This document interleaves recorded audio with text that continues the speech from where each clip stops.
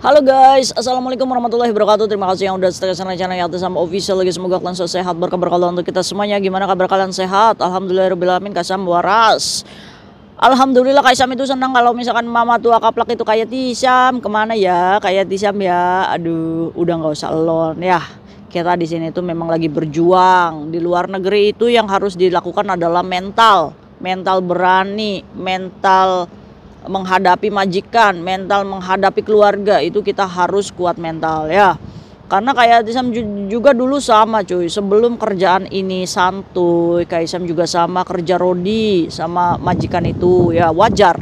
Karena belum kita mengerti bahasa, adaptasi itu sangat wajar sekali. Bahkan teman-teman yang masih baru kena mental itu udah bukan hal yang tabu lagi, itu udah biasa. Ya, bagaimana caranya menguatkan mental? Ya dari diri kita sendiri, bukan dari orang lain. Makanya jangan terlalu banyak untuk mencari pembenaran atas kesalahan dari majikan. Ya, itu tipsnya. Jadi sampai nyembur kayak Tisam. Saking semangatnya nih. Jadi buat teman-teman kayak Tisam yang baru, lebih baik jangan terlalu banyak curhat sama teman ya. Jangan membandingkan kita yang baru bekerja dengan orang yang sudah enak gitu, salah. Nanti kitanya akan tidak bersyukur. Oh, majikan saya tuh gini ya, kok majikan dia enak sekali. Karena terlalu banyak kita itu curhat.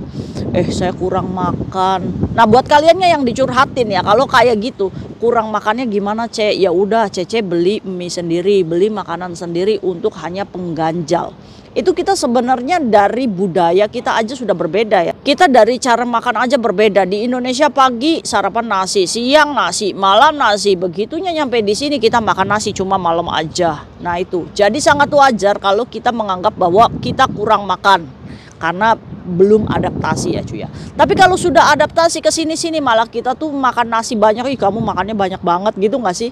Nah itu adalah adaptasi yang wajar ya. Jadi kita kalau misalkan dicurhati teman ya, kalau kita bisa bantu makanan, bantu.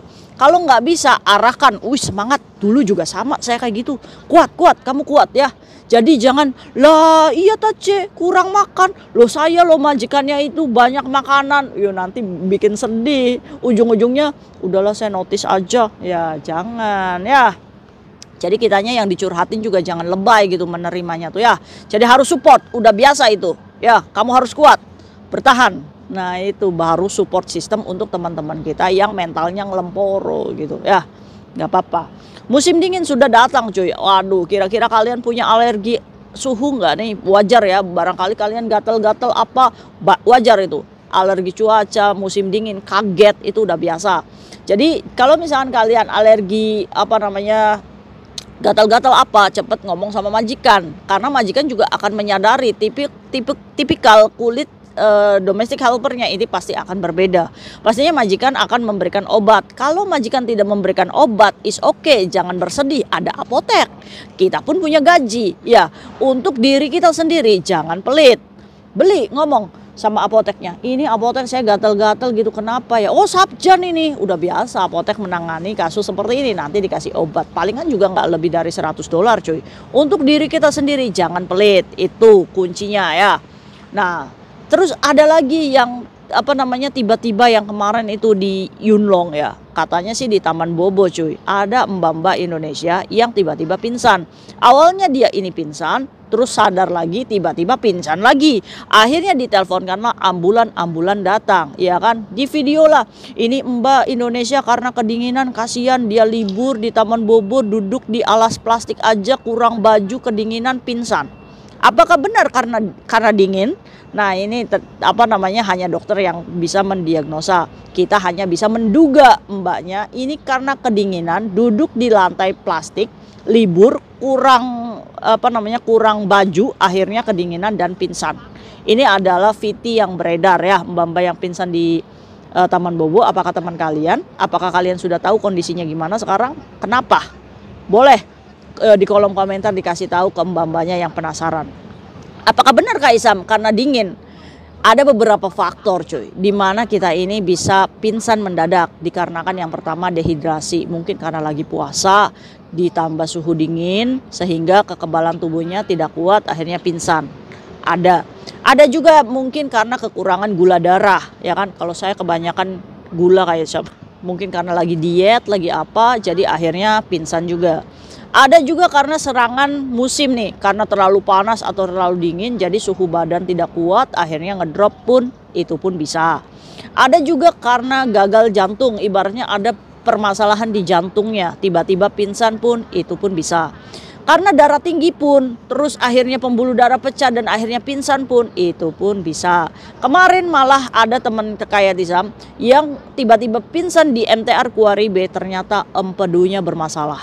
Harusnya dia mendapatkan jadwal operasi itu di 3 bulan yang lalu. Cuma karena majikannya tidak mau menandatangani operasi, akhirnya telat ya.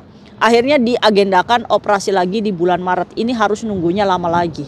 Nah, kalau misalkan kalian sudah tahu dengan kondisi badan kalian seperti itu dan majikan tidak mensupport, padahal itu ibaratnya kita ada asuransi, apa yang harus dilakukan? Kalau kita nih sakit ya, majikan nggak mau tanda tangan. Wah, ini kalau misalkan majikan nggak mau tanda tangan sekarang, ya saya akan mendapatkan jadwal operasi lama lagi gitu. Cepet datang ke KJRI lantai 1, minta perlindungan. Bu, saya ini majikan nggak mau tanda tangan loh Bu. Saya ini saya udah sakit banget Bu. KJRI pasti akan bertindak, menegur agensi dan agensi akan menegur majikan. Ya, kenapa? Karena salah satu tanggung jawab majikan adalah memberikan kesehatan kepada pekerja migran itu sendiri. Makanya kenapa ada asuransi kesehatan di situ. Jadi kalian jangan takut dipecat. Apakah kalau sakit kayak majikan boleh memecat kita? Sebenarnya saat kita sakit majikan boleh menginterminate, boleh. Jawabannya boleh. Tapi proses kesehatan kalian, kalau kalian ada schedule dengan dokter, itu masih tanggung jawab majikan walaupun kalian dipecat. Ya, jadi walaupun kalian domestic helper dipecat saat kalian sakit, itu majikan boleh memecat. Tapi kesehatan kamu tetap continue, majikan itu yang bertanggung jawab. Dengan caranya apa? Extend visa ke imigrasi. Kalian masih tetap mendapatkan pengobatan sampai benar-benar sembuh. Saat kalian sembuh, baru kalian mendaftar lagi untuk mendapatkan majikan baru. Gak jadi masalah cuy. Yang terpenting apa? 1, selamatkan kesehatan kita dulu. Jangan takut dipecatnya. Ya, nah ini adalah mental yang harus kita perbaiki sebagai pekerja migran Indonesia. Kalau kalian sakit, jangan diam. Ya, nah kayak mbaknya ini, dugaannya karena kedinginan katanya cuy. Menurut kalian bener nggak? Nah, kalau misalkan memang nih suhu badan kita ini kayaknya itu, aduh kayak saya nggak kuat ya. Kalau kayak Tisam kan kaos 1 sama kinsam aja karena ini masih musim angin sih nggak terlalu dingin banget ya. Tapi nggak tahu nih 1 bulan 2 bulan kemudian ini udah musim dingin cuy. Nggak apa-apa pakaian kalian kayak robot. Kalau kerja pakai legging, pakai jaket lapis 10 misalkan, nggak apa-apa. Kalau misalkan memang ketahanan tubuh kita ini memang nggak bisa pakai baju sehelai 2 helai gitu cuy. Nggak apa-apa kita dibilang kayak robot juga, jalannya kayak sampai berat karena baju ya, nggak apa-apa. Nanti juga berjalannya waktu, tahun berganti ya, nanti kalian juga akan terbiasa dengan musim dingin di Hong Kong. Ya kayak kita aja udah biasa aja nih musim dingin. Mungkin buat anak-anak yang baru ini udah dingin banget ya cuy ya. Nah itu karena adaptasi suhu badan kita di sini.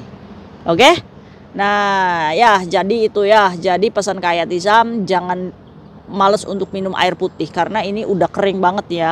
Karena kering ya. Jangankan ini tenggorokan, kulit kita aja kering. Udah kayak makhluk apa ini? Di sini udah bisa kayak papan tulis, bisa ditulis 1, 2, 3 gitu kan.